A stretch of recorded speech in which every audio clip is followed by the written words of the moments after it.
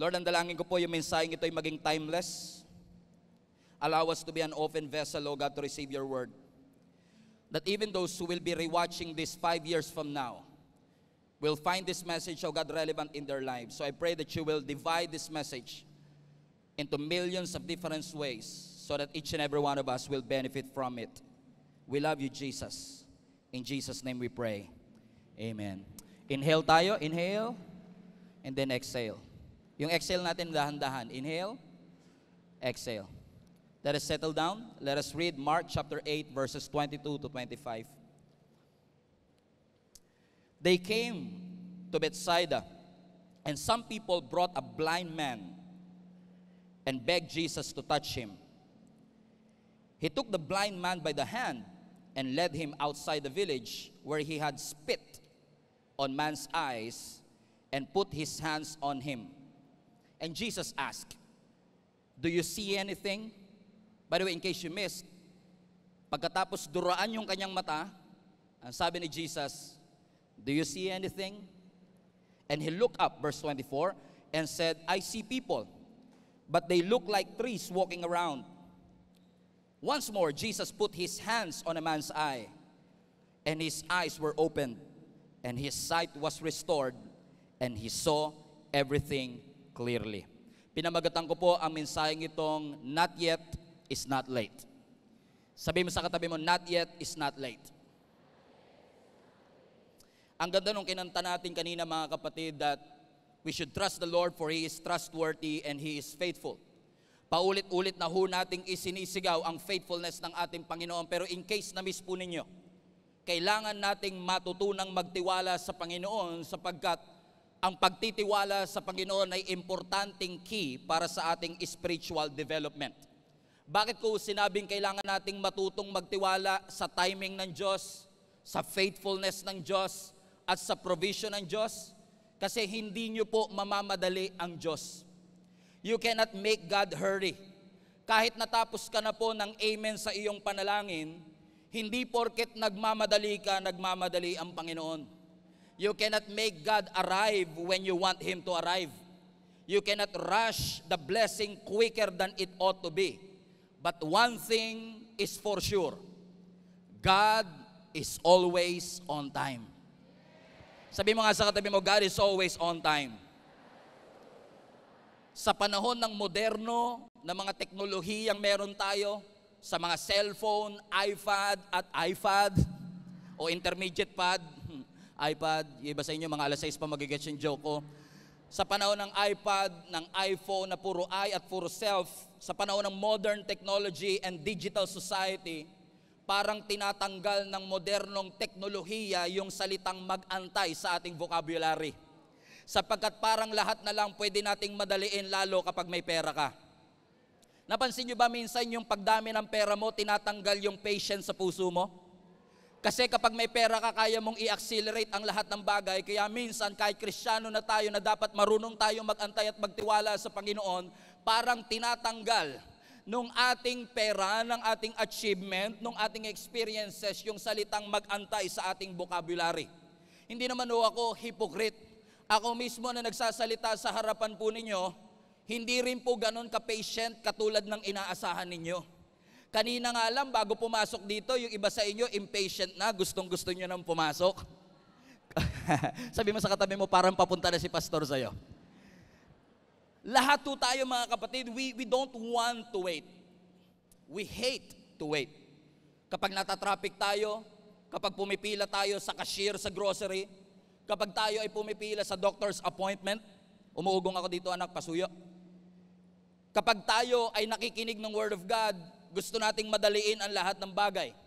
Marami sa atin, yung katabi mo, pangiti-ngiti lang, pero sinasabi niya sa kanyang isipan, nagtitiwala naman ako sa Diyos, pero ayoko lang talagang mag-antay. Gusto kasi natin yung easy-baked answered prayer, na kapag nanalangin tayo, gusto kagad natin may sagot ang ating Panginoon. And knowing who you are, and I'm sure, knowing your neighbor, o kilala mo ang iyong katabi, alam mo na impatient siya sa maraming bagay. Hirap siyang mag-antay. Kaya nga kahit illegal pa, may jowa siya. Joke lang. Kasi Marami sa atin na nagtatanong, kailangan ko ba talagang mag-antay pa ng tamang panahon para sa isang relationship? Kailangan ko pa ba talagang mag-antay ng right time para marinig ang Panginoon? Because I want to speed things up. I want to make my life faster and easier. Pero maraming salamat sa Panginoon na kahit na hindi tayo marunong magantay, sa pamamagitan ng sovereignty ng ating Panginoon, tinuturuan niya tayo through our circumstances to trust in God and to trust in His timing. Sige, huwag niyo akong pansinin, okay lang sa akin. Pero naniniwala ko, yung katabi mo, kailangang matutong mag-antay. Kasi maraming mga parte ng buhay niya ang minabadali niya. Kala niya ang relationship parang pansit canton na instant. Kala niya ang relationship parang instant coffee. But let me tell you this, mga kapatid. Ang Diyos may itinuturo sa atin every time na inaalaw niya na mag-antay tayo sa mga blessing na ating ipinapanalangin. In fact, walking with God and walking with the Lord demands that we learn how to wait. Because the Bible is very clear to us in Ecclesiastes chapter 3 that there is always an appointed time for everything on earth. Pag sinabi mong appointed time, hindi ito oras na pinili mo. Ito yung oras na pinili ng Diyos. There is an appointed time, hindi mo pinili, pero pinili ng Diyos kasi may bagay siyang nakikita na hindi mo nakikita, may bagay na alam ang Diyos na hindi mo alam. Ang ganda ng storya natin, mga kapatid, sa binasa nating text, kung saan ang sabi ng scripture, may isang lalaki na bulag. In fact, many scholars are saying he was blind since birth. Na sabi ng verse 22, nung ang ating Panginoong Yesus ay pumunta sa Bethsaida, may mga tao na nagdala ng bulag na lalaki, watch this, and he begged Jesus to touch him. Everybody say beggar. He was begging for healing. He was not begging for money. At marami sa atin, pastor, hindi ako makarelate kasi hindi naman po ako pulube. I'm not begging for money. And yes, maaring milyon-milyon ang laman ng bank account mo. But at some point, many of us are begging for something to the Lord. Kapag depressed ka, you are begging for peace. Kapag may sakit ka, you are begging for healing. And this guy who has been blind since birth is actually begging not just for restoration, but a miracle from the Lord. He was waiting, he was longing, and he was hoping for a miracle. Nasasaktan siya, may sakit siya, but yung kanyang hope nung makita niya si Jesus Christ ay muling nabuhay. Everybody say blind. He was blind since birth. And look at me, look at the screen. He was not asking for something that he had before. He was asking for something that he've never had before. Hindi naman siya nakakakita before. So ang pinapanalangin niya sa Panginoon, Lord, I want to experience sight for the very first time. Iba ito sa miracle kung saan yung babaeng dinudugo for 12 years. Remember that story? Kasi kung dinudugo siya for 12 years, ibig sabihin, naranasan niya yung walang dugo. And now he was asking God for healing. Naalala niyo mga kapatid, yung lame man na 38 years na nasa gilid ng Bethesda, John chapter 5, nasabi na scripture, he was lame for 38 years. And according to Bible scholars, this guy was about 40 plus years old.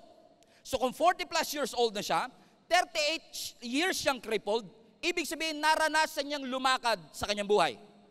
And then nung dumating ang ating Panginoon, sabi niya, Lord, I want to walk again. Kilala niyo si Lazarus, right?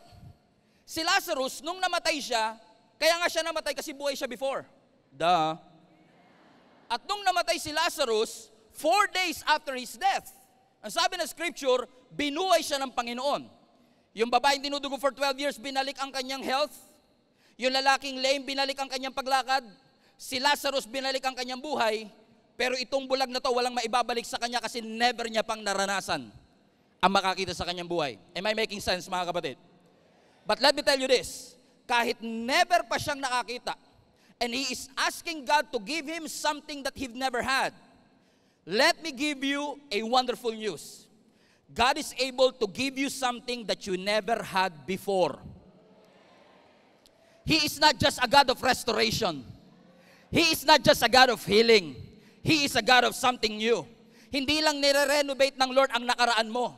Hindi lang niya nire-recycle ang past victory mo. May bagong victory na inilaan ng Panginoon sa iyo. May bagong breakthrough na inilaan ng Panginoon sa bawat isa sa inyo. Everybody say bago. Put that in the chat. Something new. Yes, God is a God of restoration, but God is a God of new things. And by the way, speaking of new things, speaking of unorthodox ways, pasensya nyo, kilala nyo naman yung pastor nyo, bulol talaga ever since. Pero speaking of unorthodox way of miracle, Jesus did something that many of us never seen before. Ang sabi ng scripture, mga kapatid, sa verse 23, yung bulag na ito, na hindi nakakakita, look at the screen, he took the blind man by the hand and led him outside the village. Highlight this part. When he had spit. Ang ganda pakinggan sa English, no? Pero sa Tagalog, dinuraan. Bulag ka na nga, dinuraan ka pa. Grabe naman yung trahedya ng lalaking ito sa kanyang buhay. Jesus spit, unorthodox. Alam nyo, sometimes, iba talaga si Lord, no? Before pandemic, ang orthodox way of evangelism, bring the people to the doors of your church. But God did something to our church 4 years ago, na hindi na kailangan pumasok sa pintuan ng church natin para maging pamilya ng ating simbahan. In fact, maraming nandito ngayon, lumipad pa, nagbiyahe pa ng maraming oras. You consider this church to be your church, pero never pa kayo nakaapak sa pintuan ng ating simbahan. But God changed something in your life. God did something miraculous in your life. And what God did for our church for the past 4 years have been astronomical and unorthodox. Kasi may mga tao tayong naaabot from different parts of the globe. Let me know in the comment section. We have literally millions of people. And this year we have reached 15 million people worldwide by the grace of God. Because He is doing something new to our lives. Na sabi ng scripture, itong bulag na ito, nung dinuraan ng ating Panginoon sa kanyang mata, tinanong siya ng Panginoon, may nakikita ka ba?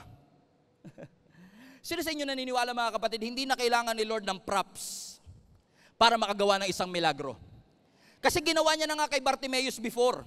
Bulag din naman yun, pero nakakita kahit walang dura. Pero minsan, spit happens. Sabi mo nga sa katabi mo, sometimes, spit happens. Put that in the comment section. Parang iba tunog ah. Sometimes, spit happens. Mga unorthodox way of God bringing the miracle to our lives. Na hindi natin inaasahan, parang nakakadiri, pero sometimes you have to endure the mess for you to experience the miracle. Lalo na yung Global Fund natin, baka naglalunch sa mga oras na ito. Sabi niyo, Pastor, nakakadiri naman yan. Pero alam niyo, sa perspective ko, it is a miracle. It is fascinating. You know why? Because just imagine this. Kung dinuraan ka, nasa iyo yung saliva, ibig sabihin, nasa iyo yung DNA ng Creator ng heavens and the earth. Pero nakakadiri pa din. It's gross. Nakakadiri. It's messy. But your mess is a potential for miracle. In fact, sometimes, God does His biggest miracle in our mess. That sometimes, spit happens. Naalala ko many years ago, nung nagsisimula pa lang ako magpastor sa simbahang ito, I'm not trying to make this message about me, but let me tell you a story. Nung nagsisimula po ako noong 2013 na magpastor ng church na ito, pag nag-i-invite ako ng mga kapamilya, ayaw nilang pumunta kasi sa Caloocan daw maraming snatcher. Dito daw sa Kamanaba, laging binabaha. Takbuhan daw ito ng mga snatcher. Tapos yung pastor nyo pa, bulol, hindi makapagsalita ng diretso. Pero sino bang mag-aakala na gagamitin ng Panginoon yung bulol na pastor, yung isang lugar na laging binabaha, yung lugar na takbuhan ng mga snatcher, to make an impact to millions of people all around the world? Because sometimes, God will use the mess, God will use the bad news to bring the miracle to each and every one of us. I have never imagined that God is going to use this platform to reach millions of people worldwide. I have never imagined na dadali ng Panginoon ang simbahan. By the way, noong 2013 na magsimula ako maging pastor, malaki na ang GIA Kamanaba. O monumento pa noong time na yon. We have literally hundreds of people, and at that time, 100 people is already big. Pero sino ba mag-aakala na kaya pa palang i-level up ng Panginoon yung inaakala mong malaki na? Kaya don't settle for less. Because God is able to do immeasurably above and beyond what you could think or imagine. Minsan, it's your mind that makes you small. Minsan yung thinking natin, yung pangarap natin, ang nagpapaliit sa kakayanan ng ating Panginoon. Pero sino ba mag-aakala that God will use yung simbahan with 100 members to now literally tens of thousands of members all across the world? Never kong na-imagine that I am going to serve alongside with the most passionate and gifted people in our church. Shout out sa lahat ng mga leaders ng Gia Kamanaba. Mabuhay po kayo. I love you. I honor you. You know how much I love you. I have never imagined that God is going to use our platform, my voice, to be able to bless somebody, and that God will use this platform to minister to families all across the world. Kaya wag mo limitahan ang Diyos. Wag na wag ka magsasabi ng never pag para sa Diyos. Wag na wag ka magsasabing never na akong gagraduate. Never na ako magbabago. Never na ako magiging successful. Never na, I will never make it. I will never be happy. I will never be loved. I will never recover. Never na ako makakatayo uli. Sino sa inyo nasabi niyo yung mga never sa inyong buhay? But I want to introduce to you another never. Munti ko na pamagatan tong another never. Kasi maaaring sinasabi mo, I will never be happy. I will never make it. I will never change. And I will never be successful. But let me introduce you another never. Never na ako magdududa sa kakayanan ng Diyos. Never na ako magmamadali sa sagot ng Panginoon. Never na ako matatakot na mangarap ng malaki kasi alam kong kasama ko ang ating Panginoon. Never na ako magdududa sa kamay at kakayahan ng ating Panginoon because if God did it for this church, He can do it for you. If God did it for me, He can do it for you. And if God did it before in your family, guess what? He can do it again. Because our God is faithful and He is the same yesterday, today, and forever. Ikaw lang po, public service announcement, ikaw lang po yung limited, hindi si Lord. Si Lord hindi po siya limited. Tayo ang limited. Tayo ang finite. Pero ang Diyos natin, infinite. O para mas rhyme, infinite. He is an infinite God. Walang limitation sa Panginoon. In fact, walang mahirap sa Diyos. Si Jenny umiiling sa akin kagabi, yung pinakamagandang babae sa balat ng lupa, by the way. Baka naman umangal pa kayo. Ilang taong ko nang dinideclare yan. Okay? Si Jenny, nandito siya sa front row. Si Jenny, ang pinamaganda babae sa balat ng lupa. Dumadaing siya sa akin kagabi. Sabi niya, Be, tawagan kasi namin, Be. Siya, Bay, ako B. Baby. Yung nag-exhortation ng giving. Yung iba sa inyo, hindi kayo makapaniwala na kapang-asawa yung mukhang to ng ganung mukha, di ba? Pero ganun si Lord. Limited to, pero unlimited si Lord. Dumadaing si Jenny sa akin kagabi, sabi niya, Be, ang sakit ng tagiliran ko, umaabot hanggang likod, baka meron akong sakit. Sabi ko sa kanya, gano'ng kasakit? Kasi ganun tayo naman. Evaluate mo from 1 to 10. 10 is the highest, 1 is the lowest. Hindi niya masagot. Diba pag tinatanong mo, tingnan mo yung katabi mo, kung i-gauge mo siya kung gano'n siya kaganda on a scale of 1 to 10.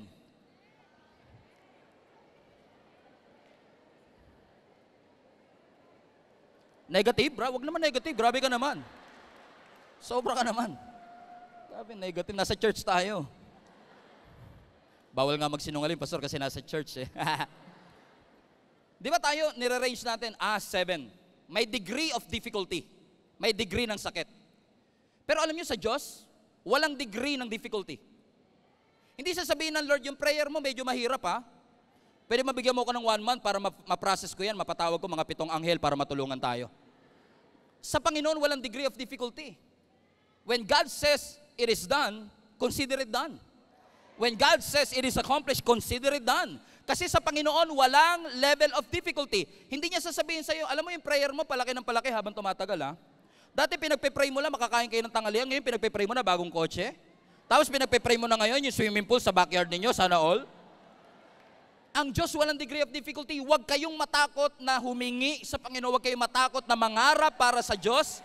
Huwag kayong matakot na lumapit sa ating Panginoon. Lagnat man yan o cancer.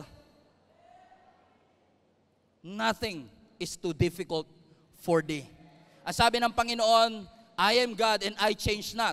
At kung ang Diyos nagpapagaling noong 2013, ang Diyos nagpapagaling pa rin po ngayon. At kung ang Diyos nagpapagaling noong 1990s, ang Panginoon nagpapagaling pa rin po ngayon kasi ang Diyos natin ay hindi nagbabago. He is the same yesterday, today, and forever. Walang degree ng difficulty So spit happened. Halatang di nakikinig Ang sabi na scripture. Let's go back to verse 23. He took the blind man by the hand, led him outside the village, and when Jesus had spit on a man's eye, he put his hands on him, and Jesus asked, do you see anything? Look up. I see people. They look like trees walking around. Verse 25. And once again, Jesus put his hands on a man's eye, and then his eyes were opened, and his sight was restored, and he saw everything clearly. Palapakan natin ating Panginoon.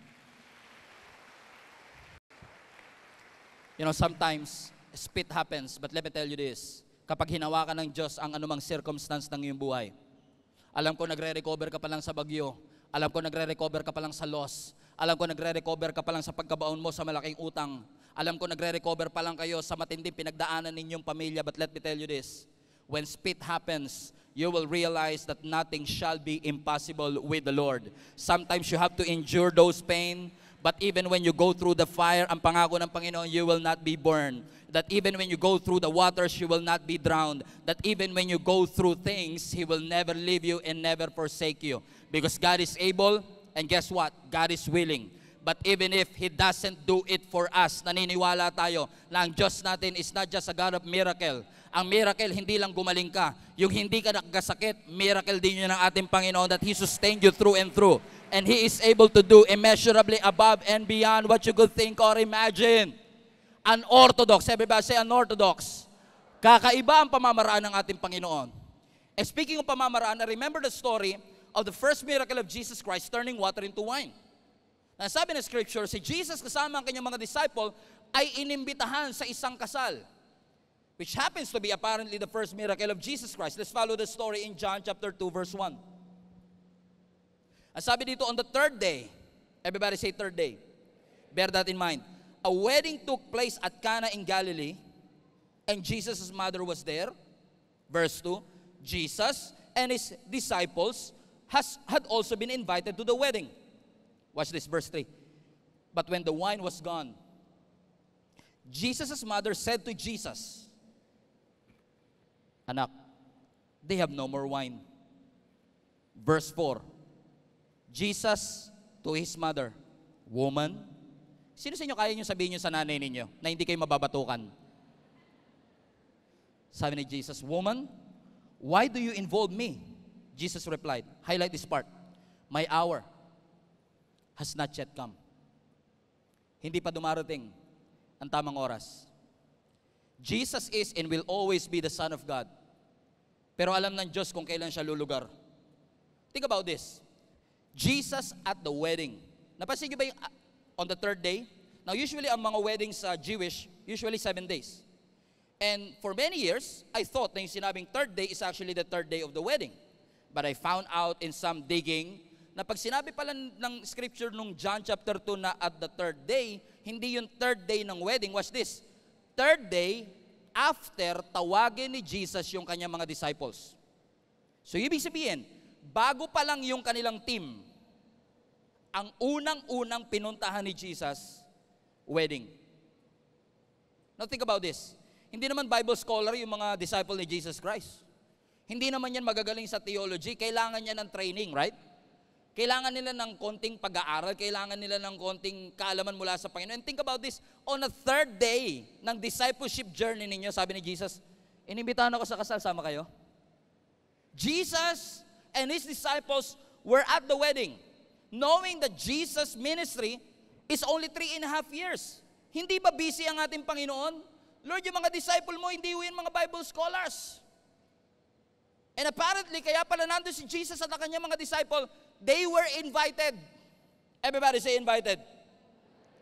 And think about this, yung inimbitahan, wala sa presidential table, normal na guest lang, pero apparently yung guest naging savior of the wedding.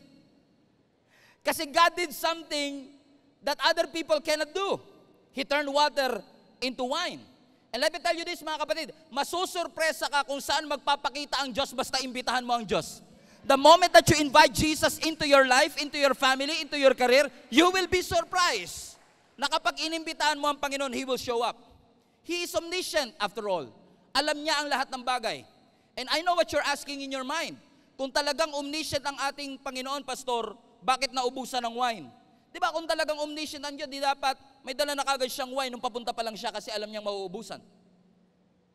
Ako lang ba yung ganito mag-isip? Okay?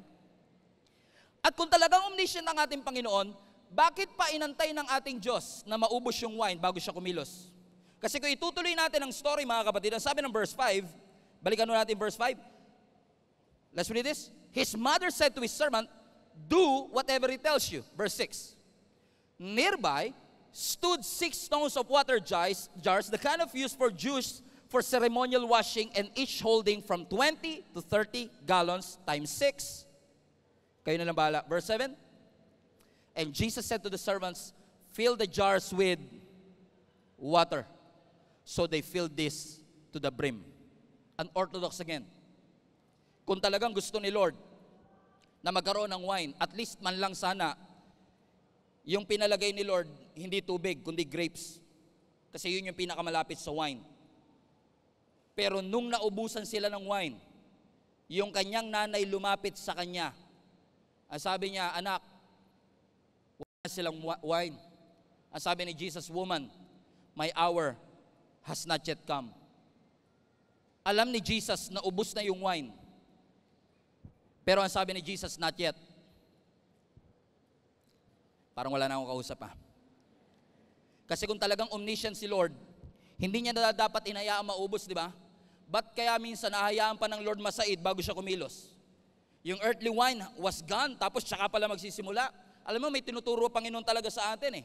Bakit si Abraham kailangan 100 years old pa siya bago manganak si Sarah kay Isaac?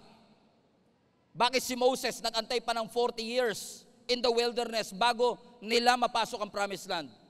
Bakit kaya si David nag-antay pa ng 20 years bago siya makaupo sa trono?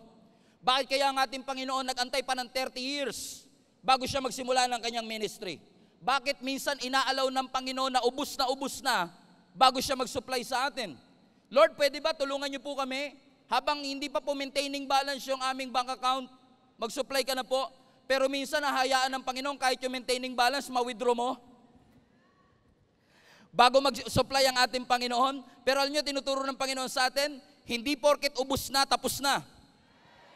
Hindi porket ubus na. Sabi mo sa katabi mo, at least 3 people, put that in the chat. Hindi porket ubus na, tapos na. Hindi porket ubus na ang energy, tapos na ang Diyos. Hindi porket ubus na ang creativity, tapos na ang Panginoon. Hindi porket ubus na ang sagot, tapos na ang Panginoon. Hindi porket ubus na ang oras, tapos na. Hindi porket 33 ka na, tapos na ang Panginoon. May ipapadala si Lord na para sa'yo. Hindi porket 40 years old ka na, tapos na ang ating Panginoon. Si Abraham, hula ko lang to ha. Siguro naman, hindi naman sinabi ni Abraham, di ba yung mga couple ngayon sabihin, pag nagpakasal kami, mag-aantay lang kami mga 3 years bago kami mag-anak. Di ba? May mga ganun tayo. Sigurado ko si Abraham, never niya sinabi, antayin ko lang maging 100 ako bago lumabas si Isaac. He never planned it after all. Hindi plinano ni Moses na mag-antay ng 40 years bago sila makapasok ng wilderness. Hindi inantay ng lame man na abutin siya ng 38 years. Hindi inantay ng taong ito na tumanda na siya bago siya makakita. Pero hindi porket ubus na ang pagkakataon, ubus na ang resources, ay tapos na rin ang ating Panginoon. He is always on time. Hindi porket delay, denied. Hindi porket not yet, ay nag-no na ang Panginoon. Hindi porket later ang sinabi ng Lord, ang sabi na lang Lord, no. Hindi porket sinabi ng Lord na not now, hindi niya sinasabing no way. Disappointment is not a dead end. Not yet is not late. Because God is always on time. Public service announcement, in case nakakalimutan mo, ang Diyos natin ay namumuhay sa ibang time zone at ang Diyos natin ay hindi nakakalimot. Sabi ni Mary, wala nang wine, mapapahiya tayo rito. Si Lazarus nag-antay pa ng 4 days nakahiga sa tomb. Sabi niya, Lord, kailan ka darating? 4 na araw na po ako dito. Pero sometimes iaalaw ng Panginoon yung tingin ng taong delay. Para makita natin na sa pananaw ng tao tapos na. Sa pananaw ng tao, hindi ka na maka-graduate. Sa pananaw ng tao, hindi ka gagamitin ng Panginoon. Sa pananaw ng tao, sinabi sa akin, wala kang mararating, wala kang talento, alien, mongoloid at pamilya ng mga Sorais. Sasabihin ng ibang tao sa iyo, wala kayong mararating, pero minsan iaalaw ng Panginoon na pumunta ka sa pinakasaid para makita mo yung Diyos na kaya magtawid sa iyo. Kasi, kung mababa pa lang yung level ng wine, ni-rescue na sila ng Panginoon, ang glory nasa couple. Sasabihin nila, ang galing ng couple, no? Nag-provide sila ng wine.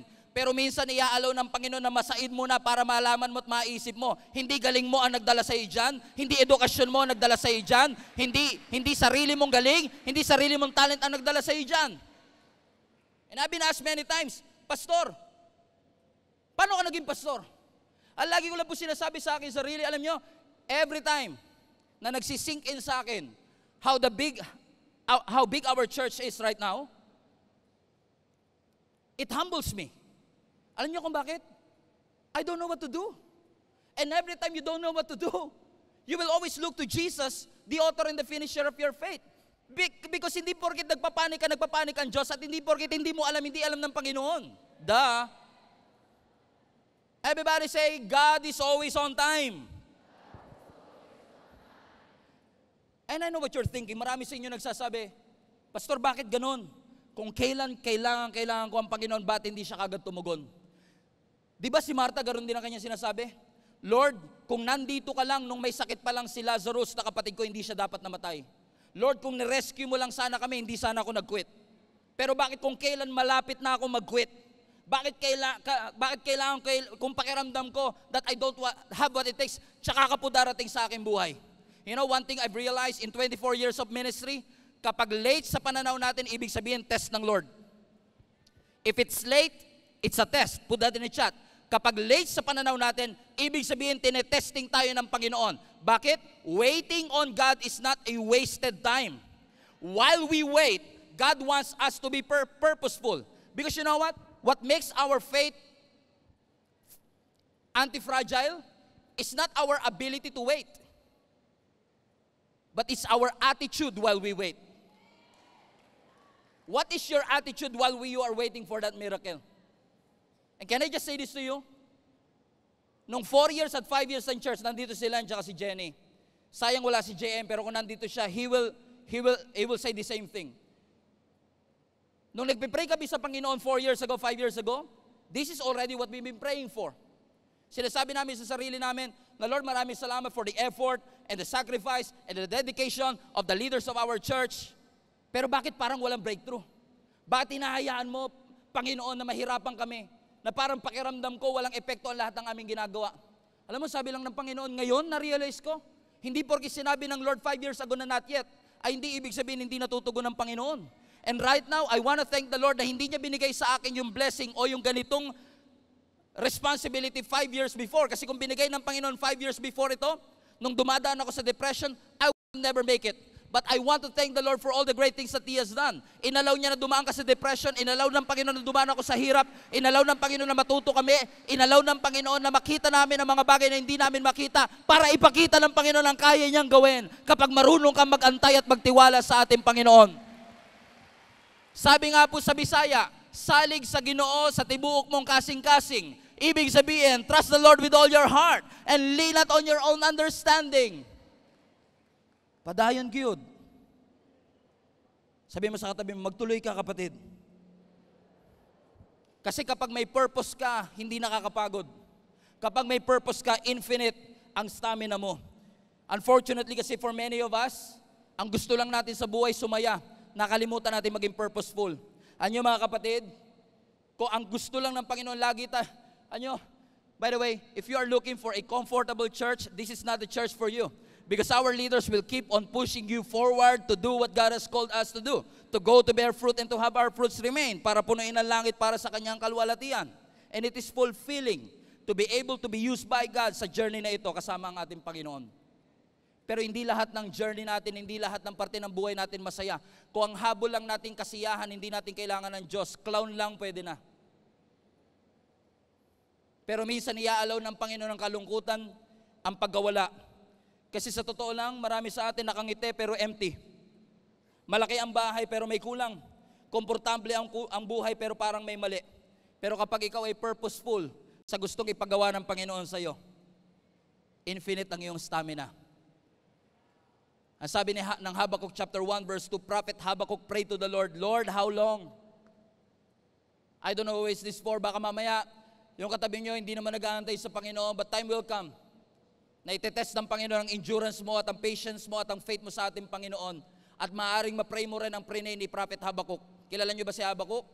Si Prophet Habakkuk, siya yung propetang mahaba magluto.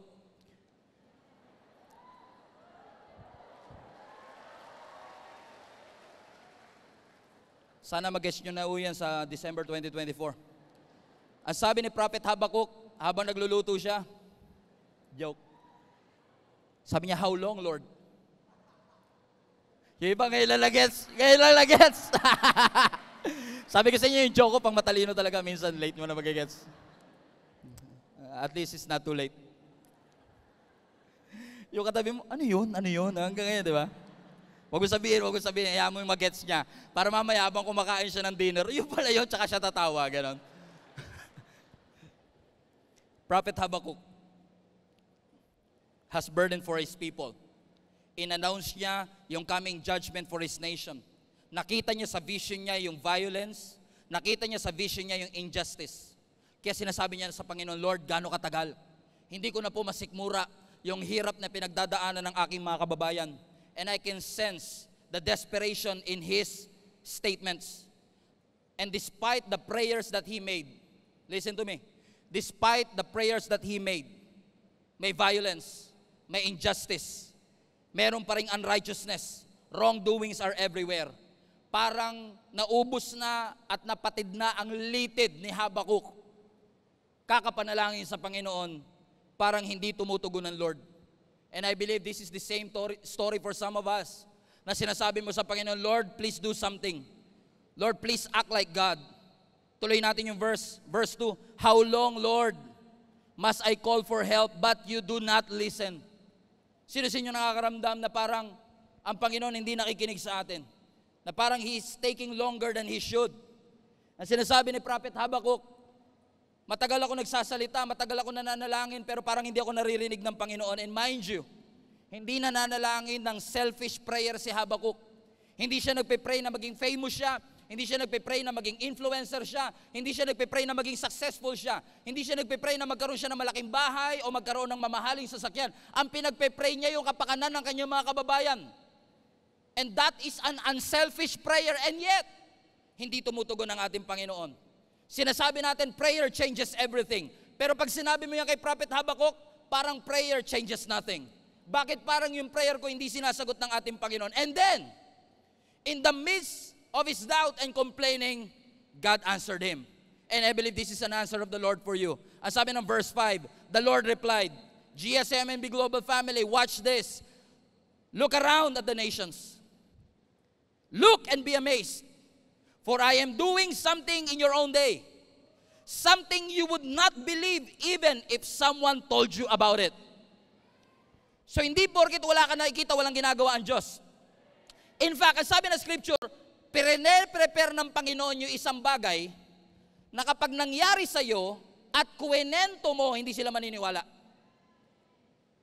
May mga pangyayaring ganun ba sa inyong buhay? Na nung kuwenento mo, sabi niya, hindi totoo yan. Pag kuwenento mo na, alam mo ba, Gia Kamanaba, 11 years, and it has reached more than 30 countries, and it has reached tens of thousands of people for the glory of God. Church planter ako for many years. It never happened before. Pero may gagawin ang Panginoon sa ating simbahan, sa iyong pamilya, sa ating buhay, na kapag kinukwento natin, hindi sila maniniwala because it's too good to be true. But let me tell you this, yung katabi mo ngayon is a proof that nothing shall be impossible with the Lord. Itong simbahan nito is a proof that nothing is too difficult for our God. Yes, heartbroken ka. Yes, masakit ang nararamdaman mo. Yes, umiiyak ka. Alam niyo ba ibig sabihin ng Habakuk? Hindi mahaba magluto. Ang ibig sabihin ng pangalang Habakuk, tingin kayo sa akin, tingin kayo sa screen, ang ibig sabihin ng pangalang Habakuk, kapit na kapit. I wonder ilang kayo sa mga global family natin yung Habakuk. Kapit na kapit sa mga pangako ng Diyos. Kapit na pakapit sa mga mensahe at sa salita ng ating Panginoon. That even when you go through the valley of the shadow of death, kakapit ako sa ating Panginoon. Because I know that weeping may endure for a moment, but His grace and His joy will last for a lifetime. Pastor, you don't understand. What if I break? If you break, God will fix you. Pastor, what if I crash? If you crash, God will build you up. He is able to do immeasurably above and beyond. Huwag ka matakot sa kayang gawin ng Panginoon. Sumunod ka lang. Hindi nating trabaho ngayong intindihin. Hindi natin trabaho ngayong mag-complain. Hindi natin trabaho ngayong magduda. Ang trabaho natin sumunod sa ating Panginoon. And if God said it, we will do it. Let us do it. Magpakatatag kayo. Alam nyo ba mga kapatid, lagi kong sinasabi sa lahat ng mga volunteers, sa lahat ng mga lumalapit sa akin, stay strong. Tinatag na nga nila ako, si Pastor, lagi yung stay strong, stay strong, stay strong. Ano ako bakit? Biblical yan. Gusto ng Panginoon magpakatatag tayo kasi ano man ang pinagdadaanan mo, nakangiti ka man ngayon, but it doesn't mean that you are not broken from within. There are a lot of people are smiling on the outside but really broken on the inside. They are successful on the outside, successful on social media, pero wala nang laman yung bank account nila. Akala nila steak ang laging kinakain, barbecue steak. Sarap naman. But God is able. Tingin kayo sa screen.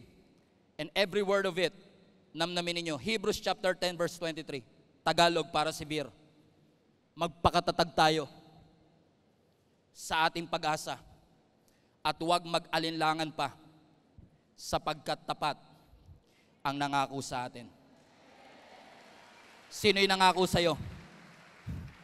Hindi ako against sa mga politician, hindi ko sinasabing lahat ng politician ganito. Pero hindi ba kayo na-amaze na kapag meron silang meeting de avance, ang mga tao, tingnan mo, ang mga politician nangangako, pag ako ang inyong inihalal, ipapagawa ko lahat ng mga kalsada. Health is my priority. You are my priority. Ang mga tao, tuwan-tuwa, palakpakan sila, sigawan sila. Nangangako pa lang yun, sumisigaw na. Pero ang Diyos, tinupad na yung pangako, hindi mo pa napansin.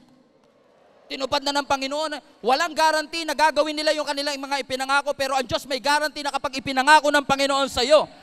Bakit masyado kang tahimik sa lahat ng bagay na ginawa ng Diyos? Hindi pa ba sapat ang buhay na meron ka? Hindi pa ba sapat ang mga kaibigang ibinigay ng Panginoon sa iyong buhay? He is able to do it. Buti pa sa iba lakas sa sigaw natin, pero sabi ng Panginoon, magpakatatag kayo. Hindi porket sinabi ng doktor wala ng pag-asa, mag-give up ka na. And we have a lot of people here, cancer survivors. Sumigaw kayo kung kayo ay cancer survivors. Na sinustay ng ating Panginoon. That even when your business is going down, don't lose hope. Kahit pakiramdam mo limited, don't lose hope. Kahit may scarcity, don't lose hope. Omniscience is not your job. It's God's job. Our job is to obey. So, every time nasasabihin ng Panginoong not yet. In fact, kapag sinabi ng Panginoon na no, hindi niya sinasabing no dahil hindi niya kaya. Sinasabi ng Lord na no kasi hindi ka pa ready. He is trying to get you to get ready for all the blessings that God has done. And I would like to call our musicians here. Ibig sabihin, kapag ang Diyos nagsabi ng not yet, kapag ang Diyos nagsabi ng no, hindi siya rejection. God's no is not rejection. He's just saying, not yet. And when God says not yet, it's not late. God is preparing you for everything that He has prepared for you. It may look like it's over until it wasn't. It's not rejection. Nothing is obvious, but everything is changing if you will trust God. Kaya sabi ng Panginoon, punuin nyo, verse 8, draw out some of it. Take it to the master of the banquet. And they did so. And the master of the banquet tasted the water that had been turned into wine. He did not realize where it had come from, though the servants who have drawn the water knew. Then he called the bridegroom aside and said, everyone, bring out the choice wine first, and then the cheaper wine after the guests have had too much to drink. But you have saved the best until now. For many, many years, lagi ko sinasabing the best is yet to come. Paulit-ulit kong sinasabi, nilagay pa natin sa wall natin, the best is yet to come. But let me tell you this, alam ko marami nang ginawa ang Panginoon sa atin for the past 11 years, pero may sinave pa ang Panginoon sa atin. The better things, don't settle for less. The best is still yet to come. Ewan ko kung matutuwa ako, matatakot ako, ang sabi ng nag-prophesy sa atin kanina. Dati pinagpe-pray natin libo-libo. Pero ngayon ipag-pray na natin at i-claim na natin, millions of people, God will do in our church through your generosity, through your efforts. And you will see the greatness of God in your life. So every time you feel like it's not enough, give it to the Lord who is more than enough. The answer might be not now. Ang sagot ng Lord, paaring hindi pa. Sabi ng Lord, hindi pa kita papagalingin. Ang sabi ng Panginoon, ang deliverance hindi pa ngayon. Ang provision hindi pa ngayon. Pero Lord, kahit hindi pa ngayon, yung panalangin ko, yung pananampalataya ko, now. Because faith is the substance of the things that I hope for and the evidence of the things I don't see. So my faith is now, even though your answer is not yet. Maaring mabagal sa aking paningin, pero alam ko may tinuturo ang ating Panginoon because His faithfulness is infinite. Dear brothers and sisters, James 5, be patient as you wait, highlight this part, for the Lord's return. Consider the farmers who patiently wait for the rains in the fall and in the spring. They eagerly look for valuable harvest to ripen.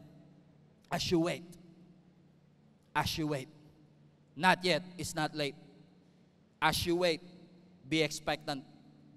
As you wait, be joyful. As you wait, be hopeful. Because as you wait upon the Lord, there must be an expectation that something good is about to happen to you. Sino sa inyo mga expecting? Sino sa inyo nag-e-expect sa gagawin ng Panginoon sa kanyang buhay? Bigyan ko kayo ng pagkakataon para makita ng mga angel na nagtaas kayo ng kamay. Sino sa inyo ang expectant sa gagawin ng ating Panginoon? Yung marami sa inyo nag-e-expect, matagal na kayong buntis, hindi nyo palang alam. Kasi hindi pa kita. Pero hindi porket hindi kita, walang nangyayari sa loob. In fact, let me tell you this. Yung salitang as you wait is actually in the Greek word, parang buntis na nag-aantay ng paglabas ng bata. That as you wait, you cannot see what's inside the womb, but you know something is there. And you are expecting, kaya nga ang tawag natin sa English, I'm expecting. Ibig sabihin, at some point, after 9 months, nag-e-expect ka na yung tiniis mo, yung pinaghirapan mo, yung nagpalaki ng tiyan mo, suddenly, it will come out. And you are expecting sa gagawin ng ating Panginoon. And I believe with all my heart, hindi mo man nakikita ang mga bagay na ginagawa ng Diyos sa'yo. Hawakan mo na yung tiyan mo ngayon. Hawakan mo yung tiyan mo ngayon. Sabihin mo sa Lord, Lord, I am expecting. Katulad ng buntis, hindi ko nakikita pero alam ko nandito siya. Hindi ko nakikita pero alam ko lalabas na rin po ito. The breakthrough is in my womb. The healing is in my womb. The victory is in my womb. The harvest is in my womb. Kaya mga kapatid, let us shout unto God with a voice of triumph. Kasi alam natin, hindi pa man lumalabas, alam natin that something good is going to happen to us. That when we expect something from the Lord, sabi ng Lord, not yet, it's too early. Huwag mo madaliin. Pero hindi porke sinabi ng Lord na not yet, ay late ang ating Panginoon. Ang ating Panginoon is always on time. So every time na madidisappoint ka, marami sa atin, pag Monday, disappointed. And then boom, miracle happens. Suddenly, God answers our prayers. Marami sa inyo, for 12 years, nag-aantay kayo, Lord, kailan mo kaya kami bibigyan ng anak? Kailan mo kaya kami, boom, bigla ka mabubuntis. For many years, you've been expecting, Panginoon, 25 years na po ako sa trabaho ko, hindi pa rin po ako napopromote. Every time papasok ka trabaho, disappointed ka, and then boom! Bigla kang gugulatin ng Panginoon. I believe with all my heart sa 2025, maraming gugulatin ng ating Panginoon. Buntis ka na pala, hindi mo pa alam. Buntis ka na pala, hindi mo pa alam. And I want you, mga kapatid, to put your faith to the next level and say, Lord, I am expecting for all the great things that you have done. I am expecting kasi alam ko na ikaw ay Diyos na totoo sa iyong mga pangako. Salamat kahit hindi ako karapat-dapat, nilinis mo ang aking mga kasalanan. Salamat kahit hindi ko deserve, ikaw, Panginoon, na nagbigay sa akin ito. Because nothing shall be impossible with our God. How many among you are expecting for something good? Let's give Him some praise. Hello Global Family, thank you for watching. If this message have impacted your life, please consider subscribing. Let us know in the comments what God spoke to you today. Where are you streaming from? Or how can we pray for you? We pray in Jesus' name that we will continue to advance God's kingdom through the spreading of His Word through this online platform that we have. If you want to support the ministry of Jesus is Alive community, I want to encourage you to support financially and give. Go to our website, gsmnb.com/give, for you to know all the ways that you can support this ministry. I hope to see you soon. God bless you.